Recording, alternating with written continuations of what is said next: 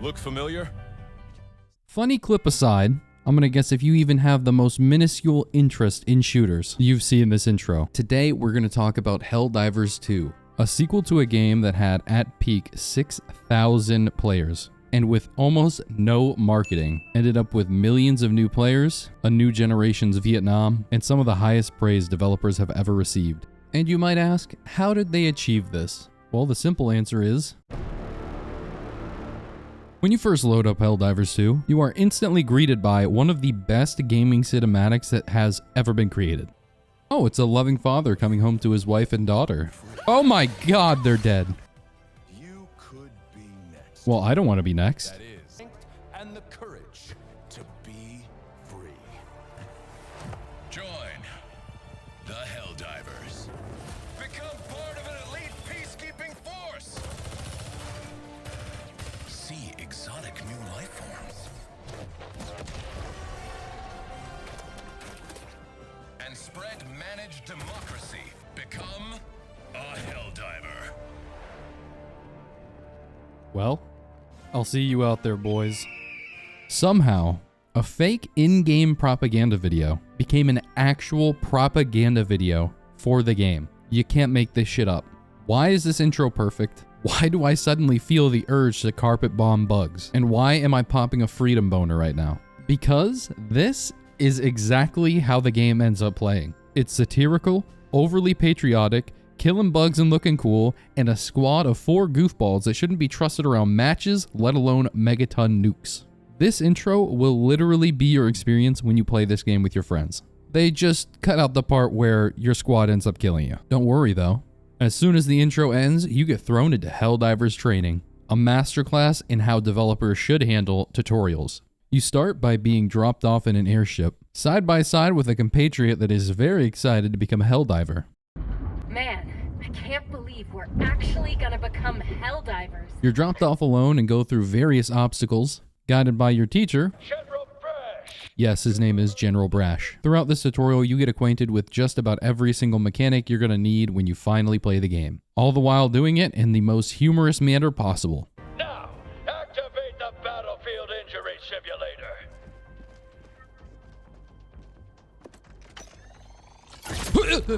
It's not afraid to kill you, and even allows you to test out some of the hidden game mechanics. Man down! Don't sweat it, soldier. Friendly fire is just an unavoidable fact of life. Facts. Nothing at all. It not only manages to entertain and educate, but it does so in less than 5 minutes. Now there's a Helldiver. Well, that was Remind me comically of a simple. younger me. Which is, funnily enough, part of the satire of the whole thing. The intro and the tutorial are a perfect 1-2 punch to not only set the tone for the game, but to show exactly what you're going to be getting into. There are some obvious parallels to Starship Troopers. Young people from all over the globe are joining up to fight for the future. I'm doing my part. Which has definitely boosted the intro and the game's popularity. Side note though, I don't think I've ever met someone who's referenced this game being like Starship Troopers who has watched Starship Troopers, including me. I'm doing my part. I'm doing my part. Not watching this movie. A safety warning for those with small children. Make sure they never watch that intro in full. Watching it all the way through gives you enough testosterone and democracy to induce puberty early. Although, we could use some help in Malevelon Creek. I'm about to show you an image. Try to stay calm. For those of you who didn't immediately go into shell shock and start smashing your PC for speaking binary or reflexively diving onto the floor to dodge a rocket, let me explain. This is Malevelon Creek, the Vietnam of Helldivers 2.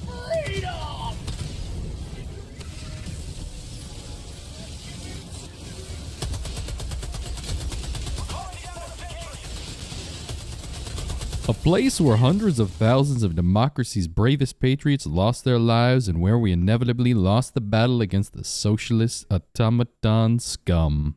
Helldivers 2 isn't just shooting guns and blowing up your friends. It is way more than that, soldier. You are a Helldiver, delivering democracy to all of these planets. And the only way to do that is to complete your operations and spill some fucking oil.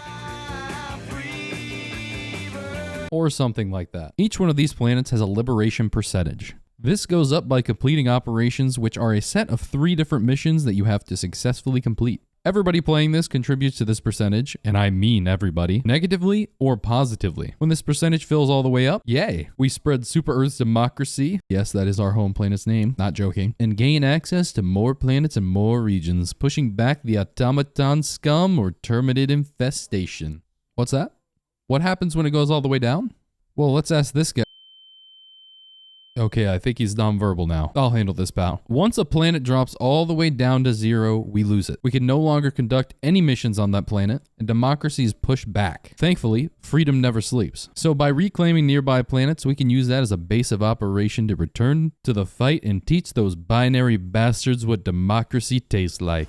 Have a taste of democracy! Let me speedrun telling you why this is objectively one of the best parts of the game. For starters, we have planets and we have sectors. As I've already explained, we can liberate planets by completing missions, which allows us to then liberate even more planets in that sector. And then, guess what? Once we've liberated enough planets, we can go to the next sector, pushing the fight into new and tougher environments, continuing the campaign for democracy into the enemy's home sector. This isn't just lore either. As you go deeper into enemy territory, the game actually gets harder. More on this later because it's actually very fascinating. But the point is, you are living out a military campaign in space. My grandfather would be so proud.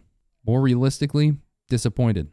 But if I left out the game part, proud. I haven't played Helldivers 1, full transparency, but I've heard the scenario plays out like this. You win all the planets in a sector, go to the next sector until you reach the enemy's faction, and once you complete that, that faction is eliminated. You have to clear every faction out of the map, and then boom, the campaign's over and you start again. Of course, it is possible to lose. See how Super Earth has its own sector? I'll let you guess what happens. Now you might be thinking, isn't that boring? We just capture planets and then it resets?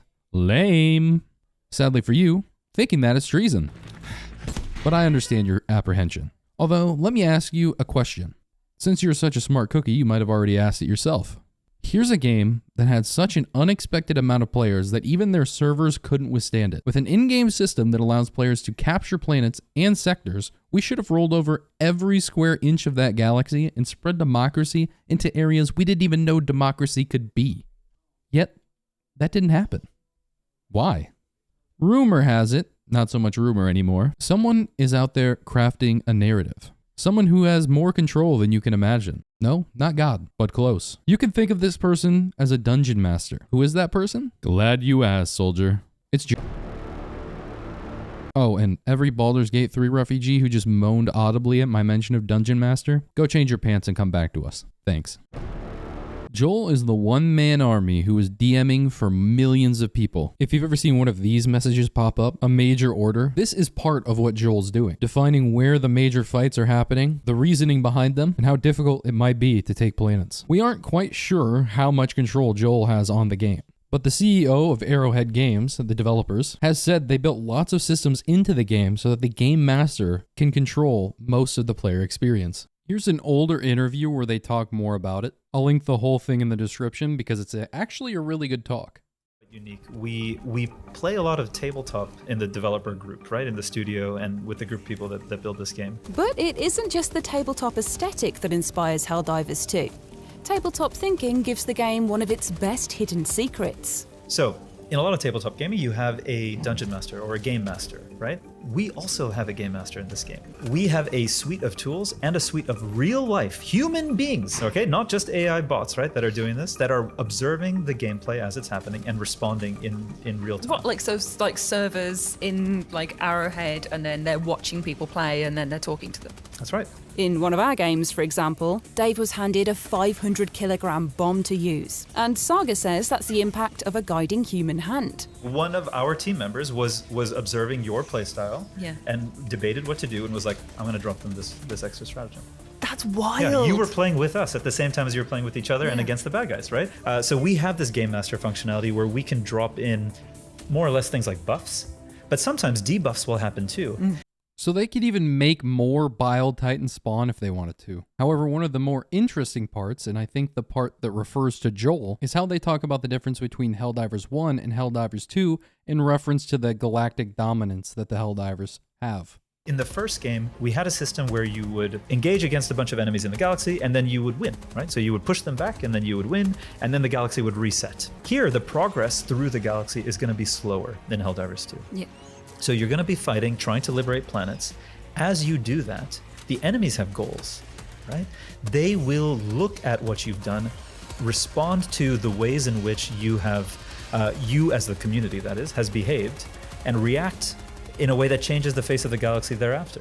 It's hard to say what the Terminids will do in response. Yeah. They might try to circle around. They might try to hit you head on. They might do something that you don't expect at all. And then you're fighting on different planets. You're going to have new types of biomes, new types of environments to play in. You might even have unique missions that you haven't even experienced, that aren't available in the normal course of gameplay, but might be at the right time in the story. So there's this meta narrative going on that's playing out at the galactic level based on what actions the community takes. These are the two levels of Game Master functionality that I think are really unique to this game and I'm really excited about, but also might be a little hard to see right at launch because they play out on a longer time scale.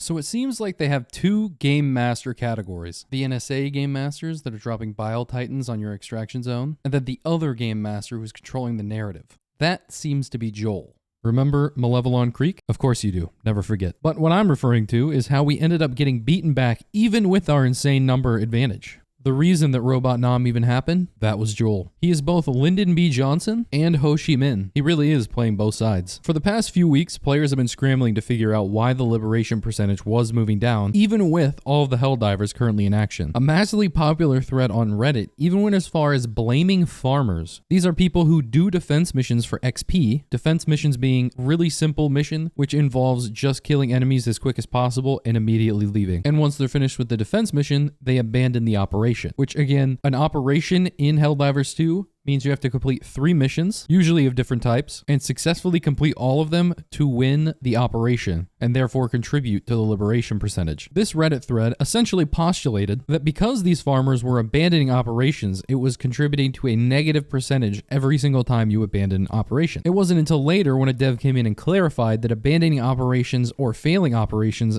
does literally nothing towards the percentage, that this particular brand of animosity went down. At this point in time, nobody had a clue that Joel existed, but here he was, playing the community like a puppet master, turning all these democratic patriots against each other. But Joel isn't just an invoker of evil. Sometimes he helps, like when he gave players 24 hours of free incendiary mines. God damn it.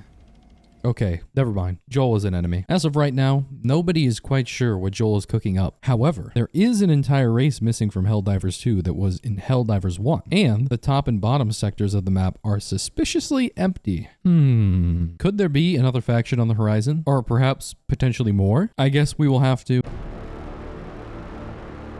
I'll be honest. Games with player factions are so much fun when done properly. When a lot of the Malevelon Creek memes were popping off and I started seeing posters being made showing support for Malevelon Creek, spilling oil, and the trees are speaking binary, it reminded me of a game long ago called For Honor, and the parallels between the two are one of the main reasons that I decided to purchase Helldivers 2 in the first place. I'm telling you, they really did not need to advertise. A couple of years ago, For Honor was just releasing, and there was an early access period where you were able to play the game for an entire weekend for free. This led to For Honor exploding for at least that 48 hours. In this game, there were 3 factions: the Samurai, the Knights, and the Vikings. There was some mechanic in the game that involved taking locations on the map, or something with making your faction win over time. I'll be honest, I don't quite remember, but there is one thing I did. We will take Jerusalem! Deus Vult! Deus Vult! Deus Vult! Deus Vult! Reclaim the motherland! That and Vikings spearing people off the map. That was fun too. During this early access period, the For Honor subreddit was alight with posts, each one posting their own propaganda for joining their faction, and making memes about the people who would swap factions because their faction was suddenly starting to lose. My point here is, although I can barely remember how to play the game and what even went on during that time inside the game, permanently ingrained in my brain was how the community memed and warred on together. If you were part of the Samurai, you looked in the mirror and saw a 7-foot Giga Chad wielding a 10-foot Uji-katana. But every other faction saw you as body pillow having weebs. The dichotomy between the factions was always so funny. And Helldivers 2 has it just as much. While we're all technically on the same side, there are two factions, as of right now, that partially split the community. While the mascot of the game is obviously the bugs, it's a constant meme in the community of how easy they are and how chill it is to actually fight them. You and the boys on Bug Worlds. I'm gonna blow up this whole hive with one bomb. You and the boys on Automaton Worlds. Lawrence, I'm sorry. We never should have come here. And you bet your ass, when Malevelon Creek was burning, the Helldivers 2 community was roasting every single person playing on a bug planet. Smells like bitch in here. There was even a wholesome post about 12-year-olds playing this game and having an old grizzled veteran gamer running around giving them support. And at the bottom, what does it say? If these 12-year-olds are holding the line at the creek, you should be too. Watching the community pick a new enemy, whether that be amongst themselves or one of the other NPC factions, will never stop being funny and sometimes even patriotic. Right now, as I make this video, there's a lot of discourse around people that are only using meta weapons or people kicking newbies who aren't using the shield and the breaker. Meanwhile, you've got people posting things like this, which is fucking hilarious. But memes are only going to take you so far. Nobody's going to buy a game based on a meme alone. You know what really sells a game? Gameplay. And the thing about Helldivers 2 gameplay is, even with everything else I've mentioned going for it, Helldivers 2 still wouldn't be as popular if it didn't have clips like this.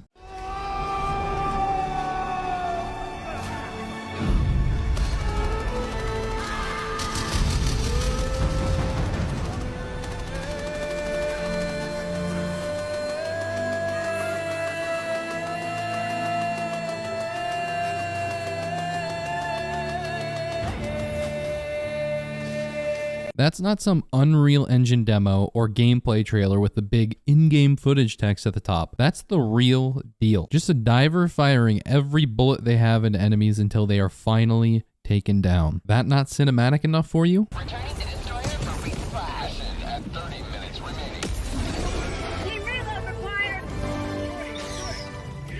High priority target eliminated. Still not cinematic enough? How about I add these two black bars? Returning to destroyer for resupply. At 30 minutes remaining. Yes, I know. I mean, look at this clip and tell me this game isn't fucking Kino.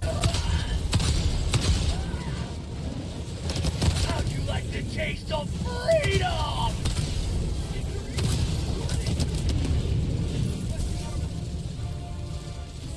Calling down fortifications.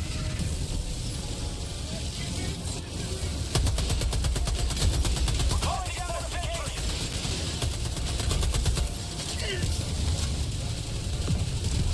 Calling down a support weapon. Requesting tac pack.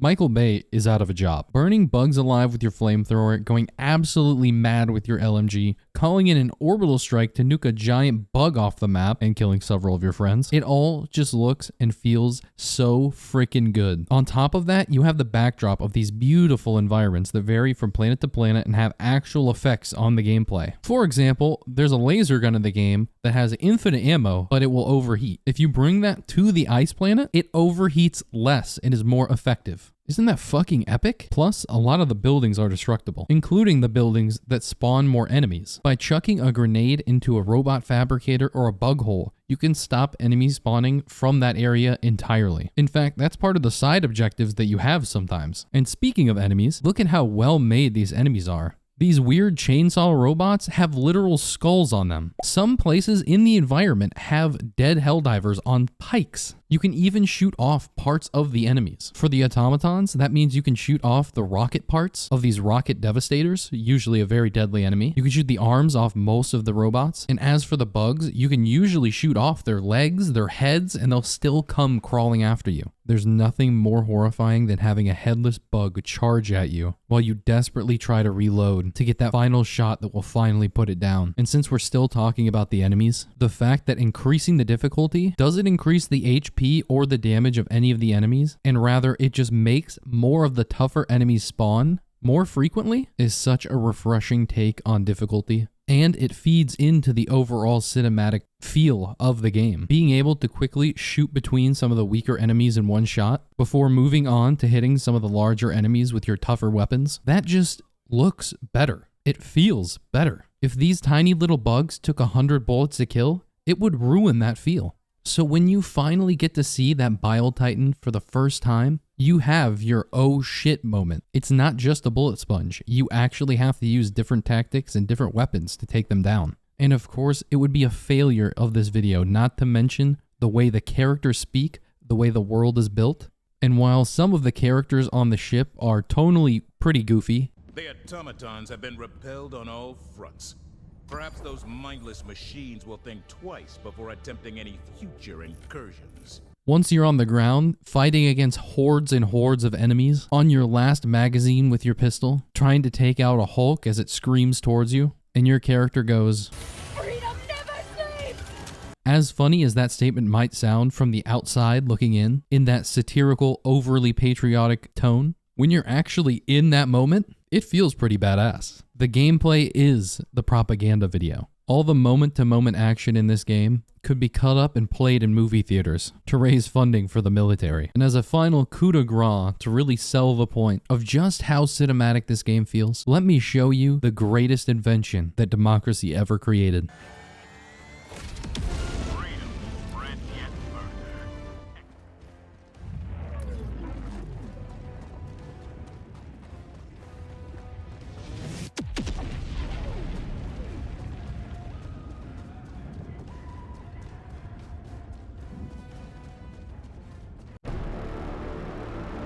So why didn't Helldivers 2 need any advertising? That's a pretty dumb question to ask after watching this entire video. I hope you didn't skip all the way here for the answer. If so, go back and watch it, dick. Okay, fine, I'll make an outro. Not only did the developers nail the feel of this game, as shown by how well the community has been patriotically convinced into the battle for democracy by the intro cinematic, but they also gave the community everything it needed to do all the advertising for them. A compelling, player-driven narrative that's ever-evolving, and incredibly fun gameplay that looks beautiful to watch. In other words, they made a good game. Let's take some notes, AAA Studios.